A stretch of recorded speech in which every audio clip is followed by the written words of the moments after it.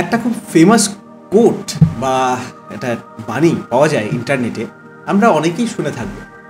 বাণীটা ইংরেজিতে, তারপরে আমি বাংলায় বলছি। বাণীটা বলছে, do not let your difficulties fill you with anxiety.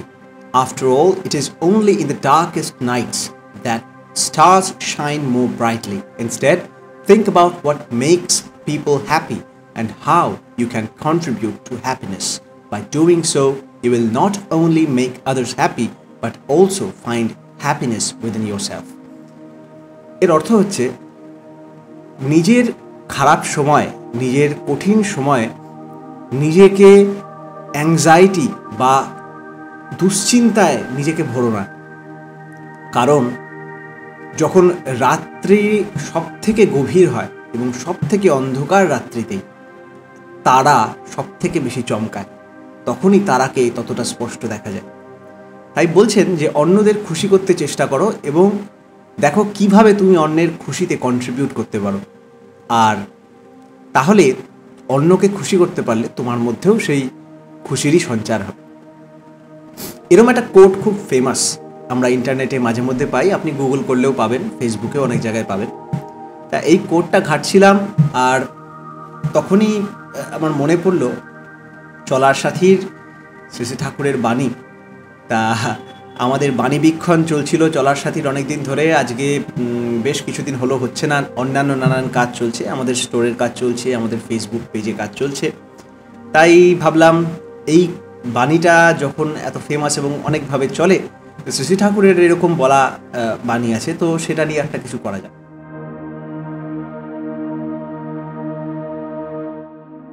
চলার সাথীর বাণী, বাণীটা আপনি দেখতেই পাচ্ছেন স্ক্রিনে। দুঃখের চিন্তায় বিব্রত থাকিও না, ঠাকুর বলছেন। দুঃখের চিন্তায় বিব্রত থাকিও না। দুঃখের ভাব কাহাকেও আনন্দিত করিতে পারে নাই, বরং কিসে মানুষকে সুখী করিতে পারিবে। মানুষ কেমনতর ব্যবহার পাইলে সুখী হয়, তা কেমন করিয়া করিতে পারা যায় ইত্যাদি চিন্তা করো, আর কাজে লেগে যাও। নিজেও সুখী হইবে আর অন্যকেও করিতে পারিবে। খুব সিম্পল লাগতে পারে এই বাণীটা, জিনিসটা সিম্পল, তবে আমার মনে হয় আমাদের সবার কাছে জিনিসটা অতটাও সিম্পল না। আমরা যখন কয়েকটা সহজ উদাহরণ দেখি, কয়েকটা সহজ কথা পাই, সেটাকে just as it is for granted নিয়ে নিই, সেটাকে পুঙ্খানুপুঙ্খভাবে স্টেপ বাই স্টেপ আমরা কিন্তু অনুভব করি না। এই বাণীটায় যদি দেখেন, ঠাকুর বলছেন দুঃখের চিন্তায় বিব্রত থাকিও না। তার মানে এটা বলা নেই কিন্তু যে দুঃখের চিন্তা আসবে না বা দুঃখের চিন্তা করো না। আমরা আগে এরকম অনেক উপদেশ শুনি অনেকের কাছে যে দুঃখের চিন্তা করো না, দুঃখের চিন্তা কেন আসবে, বা আধ্যাত্মিক জগতে থাকলে দুঃখের চিন্তা আসে না, তা বলছে না। কিন্তু এখানে বলা হচ্ছে দুঃখের চিন্তায় বিব্রত হইও না, বিব্রত থাকিও না। ওয়ার্ডটা ভালো করে নোটিস করুন, বিব্রত। আমি যদি কোনো কাজে ব্রতী থাকি, সেই ব্রতির বিমুখ হইও না। যে কাজ করছো কাজটাকে ভালো করে করতে থাকো। দুঃখের চিন্তা আসবে, লেট ইট বি। ওটা ওর মতো আছে, আমি ওকে প্রশ্রয় দেব না। আমি যেটাতে ব্রত আছি, যে কাজে ব্রতী হয়ে আছি, সে কাজে লেগে থাকবো। ব্রত মানে যা বরণ করা হয়। আমি যে কাজের দায়িত্ব আমি বরণ করেছি, সেটাকে কোনো না কোনোভাবে আদর্শের সাথে যুক্ত করে আমি ডাক্তার হতে পারি, আমি আমার আদর্শের আলোকে ডাক্তারি করব, আমি শিক্ষক হতে পারি, আমি আমার আদর্শের মতো আদর্শকে উজ্জ্বল করে আমি পরিবেশন করব। সেই আদর্শের সাথে যুক্ত থেকে আমি আমার কাজে ব্রতী থাকব, এই ব্রতির থেকে বিমুখ হব না। দুঃখের চিন্তায় পড়ে গিয়ে, দুঃখের চিন্তা আসছে ভালো কথা, কিন্তু দুঃখের চিন্তায় পড়ে গিয়ে আমি বিব্রত হব না, আমি থামব না। পূজনীয় ডক্টর বুদ্ধদেব দাদার সাথে এই নিয়ে অনেক আলোচনা হয়েছে। অনেক রকম ফেজ যায়, অনেক রকম গল্প, অনেক রকম খারাপ চিন্তা, অনেক কিছু হয়। আমাদের কাজে তো আরও বেশি হয়। নিজস্ব লাইফের যেরকম প্রবলেম থাকে সেগুলো তো আছেই, তাছাড়া আদর্শগত হয়। কিন্তু তখন বারবার শ্রী শ্রী ঠাকুরের এই প্রসঙ্গটা উঠে এসেছে আমাদের কাছে বারবার, কি যে শ্রী শ্রী ঠাকুরের জীবনের এত কষ্ট, এত দুঃখ আপনারা ভেবে পাবেন না। প্রচুর কষ্টের মধ্যে দিয়ে গেছে, বা পুরুষোত্তম যতবারই এসেছেন ততবার দেখেছি তার জীবনে দুঃখের অন্ত ছিল না, আর সেটা আমাদের থেকে অনেক গুণে বেশি। কিন্তু মজার ব্যাপার হচ্ছে এই কোনো দুঃখই তাকে তার দায়িত্ব, তাকে তার কর্তব্য থেকে বিব্রত করেনি, তাকে নিজেই বিব্রত হতে দেয়নি নিজের জীবন চলনা, নিজের চরিত্রের থেকে। আমাদের মনে আছে শ্রী শ্রী ঠাকুর যখন মাতৃহারা হলেন, তিনি অনেক চেষ্টা করলেন নিজের মাকে রক্ষা করার, এবং তার কথা আমরা সবাই শুনে উঠতে পারি না। নিজস্ব পাকামি এইসব ইত্যাদি কারণে আমরা খারাপ পেয়ে উদ্যত হই, এবং তার ফল আমরা একা পাই না, তাকেও ভোগ করতে হয়। শ্রী শ্রী ঠাকুর সেটা বহন করেন। তিনি কি কান্নাই না কেঁদেছিলেন, খেতেন না, অনেকে তো ভাবতেন মরেই যাবেন ঠাকুর, কিন্তু তারপরেও কিন্তু তিনি থেমে যাননি। তার সমস্ত কিছু তার আদর্শের কাছে উজাড় করে দিয়েছে। বড় থেকে বড় কষ্ট কখনো তাকে থামাতে পারেনি। একদিন শ্রী শ্রী ঠাকুর কেষ্টদার কোলে, ঋত্বিক আচার্য কৃষ্ণপ্রসন্ন ভট্টাচার্যর কোলে মাথা দিয়ে শুয়েছিলেন। তখন প্রথম যেবার গেছিলেন কেষ্টদা, অনেক রকমের গল্প হতে হতে তখন কেষ্টদা ঠাকুরকে বলেছিলেন, ঠাকুর কেষ্টদাকে বলেছিলেন যে কেষ্টদা দেখেন আমার বুকে বড় ব্যথা, সেদিন ওই কুইনাইন ইঞ্জেকশন দিয়েছিল, তার জন্য বুকে প্রচণ্ড ব্যথা। তখন কেষ্টদা বলে, আচ্ছা আপনাকে তো আপনার ভক্তরা ভগবান বলেন, তারপরেও আপনার এত কষ্ট এত দুঃখ, আপনার ইঞ্জেকশন লাগে? তখন ঠাকুর কিছু না বলে সামনের বাবলা গাছটা দেখিয়ে বলেছিলেন যে দেখো, লুক অ্যাট দ্য একেশিয়া ট্রি, ওই এক গাছের বুকের মধ্যে একটা এত বড় ক্ষত আছে, সেই ক্ষতটা নিয়ে গাছটা বেড়ে চলেছে। গাছটা কিন্তু নিজের মতো বেড়ে চলেছে, নিজের পোষণ পরিবেশকে দিয়ে চলেছে, কিন্তু ওই ক্ষতটা ওই জায়গাটা নিয়েই সে বেড়ে চলেছে। কেষ্টদা তখন ভাবলো, অদ্ভুতভাবে আমারই প্রশ্নের উত্তর আমি পেয়ে গেলাম। ঠিক তেমনই পরম পুরুষেরও কষ্ট থাকে, বাট এই কষ্ট, দুঃখ তাকে কিন্তু বিব্রত করে না, তিনি বিব্রত থাকেন না। কিছুক্ষণ সেটার আবেশ থাকলেও সেটার ওভারকাম করে সেটার উপরে দাঁড়িয়ে তিনি চলতে থাকেন। যেমন দুঃখও তাকে বিব্রত করে না, সুখও তাকে বিব্রত করে না। কারণ তাদের মধ্যে আমরা সবসময় যদি দেখি, আমরা সব কিছু করি কোনো না কোনোভাবে আনন্দ পাওয়ার জন্য। আর আনন্দর নেচারই হচ্ছে, আপনি যদি ভালো করে একটু লক্ষ্য করেন, আনন্দ চাইতো না প্রত্যেকে, সবসময় প্রতি মুহূর্তে আনন্দে বিরাজ করতে চাই, কারণ ওটাই আমাদের অ্যাকচুয়াল স্টেট অফ বিইং।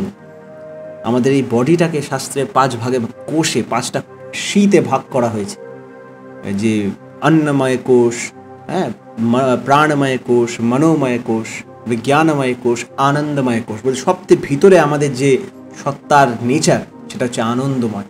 আর আনন্দময়ের লক্ষণ হচ্ছে সেটা বর্ধনময়, সেটা বেড়ে উঠতে চায়, সে ছড়িয়ে যেতে চায়। রবীন্দ্রনাথ যেরকম বলেছেন, গোপনে প্রেম রয় না ঘরে, আলোর মতো ছড়িয়ে পড়ে, ছড়িয়ে যেতে চায়। আপনি ইমাজিন করুন, আপনার বাড়িতে ছোট্ট একটা বাচ্চা হয়েছে, সেদিন ইচ্ছা করে কাউকে গালাগালি দিতে, সেদিন ইচ্ছা করে কাউকে একটু কষ্ট দিই, দুঃখ দিই না। খুব বড় বড় ভিলেন, অরঙ্গজেবও যেদিন কোনো রাজ্য জয় করতো বা কিছু করতো, সেদিন একটা কথা বলতো শুনেছি, যে হিস্ট্রিতে পড়েছি, যে সব গরিবও কো আমির কর দো। তাহলে সে নিজে না, সে সবার মধ্যে ছড়িয়ে দিতে বলছে। এই দুঃখ ওভারকাম করা যে আনন্দর নেচারই হচ্ছে ছড়িয়ে পড়তে। যেদিন আপনার দিন খুব ভালো, খুব সুখবর পেয়েছেন, হ্যাঁ, সেদিন কি ইচ্ছা করে কাউকে মারি, কাউকে গালাগালি দিই বা কারোর উপর রাগ করি না। তাহলে দেখা যাচ্ছে আনন্দের নেচারই হচ্ছে দুঃখের বিপরীতে। আনন্দের নেচারই হয়েছে কাউকেও দুঃখ না দেওয়া। তাহলে এখান থেকে বোঝা যাচ্ছে ঠাকুরের বাণীটা, হিংসা বাড়ায় প্রীতি, করবে যেমন পাবে যেমন, এই সাধারণ নীতি, ওরকম টাইপ। তাহলে আমাদের ঠাকুর তার পরের স্টেপে বলছেন, বরং কিসে মানুষকে সুখী করিতে পারিবে। দেখেন এখানে আনন্দিত বলেনি কিন্তু, কারণ আনন্দিত বাই ইন ইটসেলফ একটা নেচার। আনন্দিত করাতে লাগেন, আনন্দ আমরা নেচার আছি, আমরা পূর্ণ আলো হয়েই আছি। সূর্য সব সময় ব্রাইট হয়ে আছে, পৃথিবী অন্যদিকে ঘুরেছে বলে আমরা সূর্যের আলো দেখতে পাচ্ছি না। এটা সূর্যের দোষ না, এটা পৃথিবী মুখ ঘুরিয়েছে, সূর্য মুখ ঘোরায়নি। তেমন কাউকে আনন্দিত করছি না, আনন্দ তার নেচার, বরং দুঃখের আবরণটা সরিয়ে দিতে হবে। এই দুঃখের আবরণ যে অজ্ঞানতা, সেটাই হচ্ছে প্রবৃত্তি পরতন্ত্রতা। প্রবৃত্তির আন্ডারে থেকে। তাই ঠাকুর বলছেন এই ক্ষেত্রে, কিসে মানুষকে সুখী করিতে পারিবে। সুখী মানে তার ভালো থাকে কিভাবে, তাকে সেবা দেওয়া, তাকে ভালো রাখা, সেজন্য একটু আরাম পায়, এইটাকে কিভাবে করিতে পারিবে। আর মানুষ কেমনতর ব্যবহার পাইলে সুখী হয়, তা আবার তা কেমন করিয়া করিতে পারা যায়। 3টে স্টেপ। মানুষকে সুখী করিতে পারিবে কি করিলে, আমি কোন ব্যবহার করলে মানুষ সুখী হতে পারে, আর সেই ব্যবহারটা আর সেই সুখী হওয়ার অ্যাক্টিভিটিটা, এইটা কিভাবে আমি অ্যাপ্লাই করলে আরেকজনকে সুখী করতে পারব। তো এই গভীরভাবে পর্যবেক্ষণ করা, এটাও কিন্তু ধ্যান।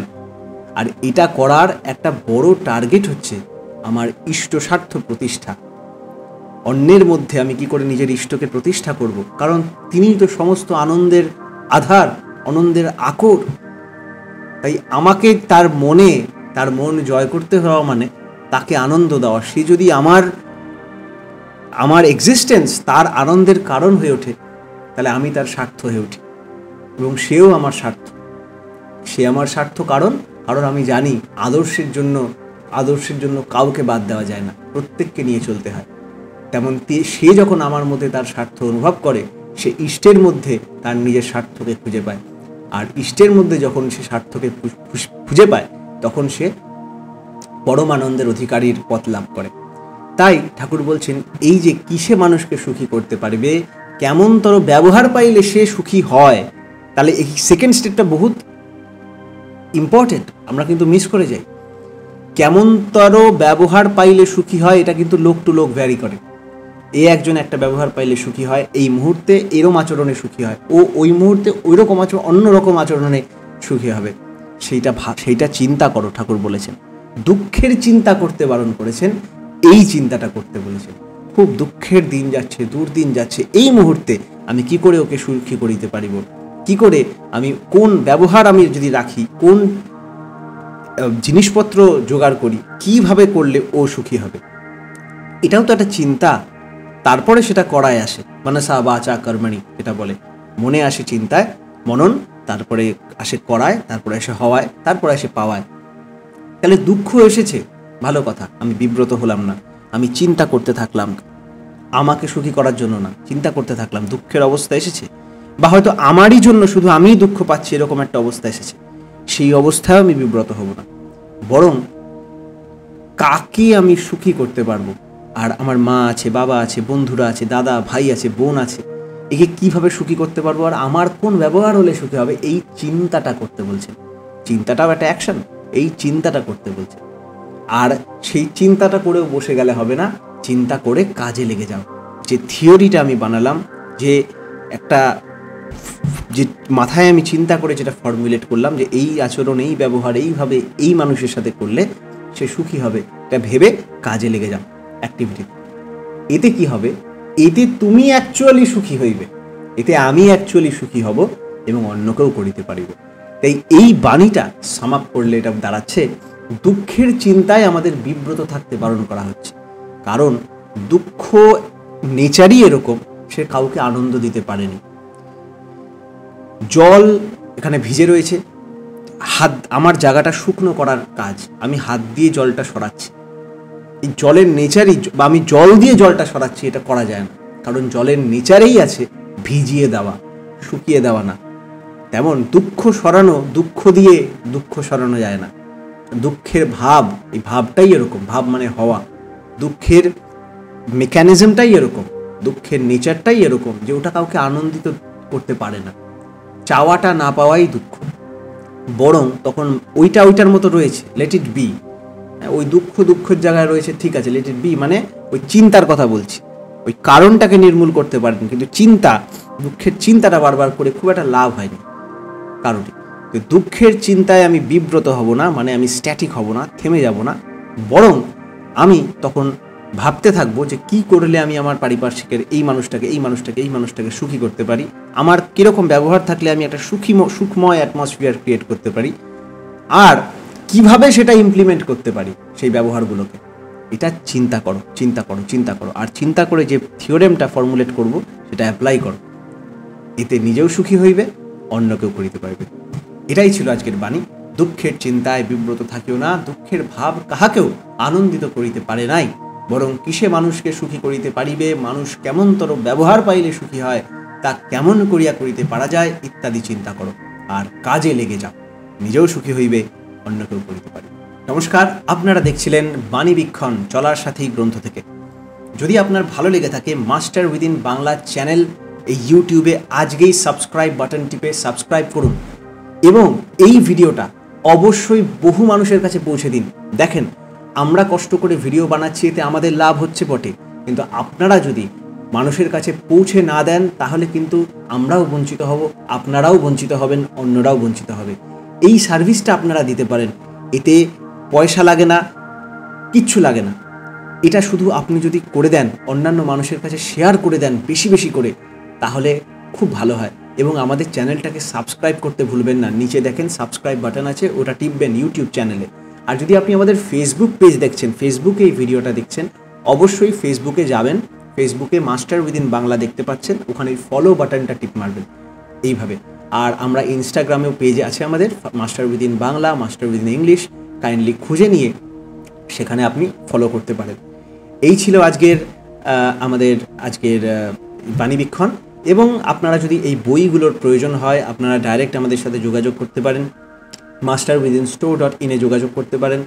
আর আরও যা প্রশ্ন যা ইত্যাদি আছে আপনারা কমেন্টে জিজ্ঞেস করতে পারেন, বা আমাদের ইমেল আছে, আমাদের পেজ আছে, এখানে যোগাযোগ করতে পারেন। ভালো থাকবেন, নেক্সট এপিসোড আসছে। জয় গুরু, বন্দে পুরুষোত্তম।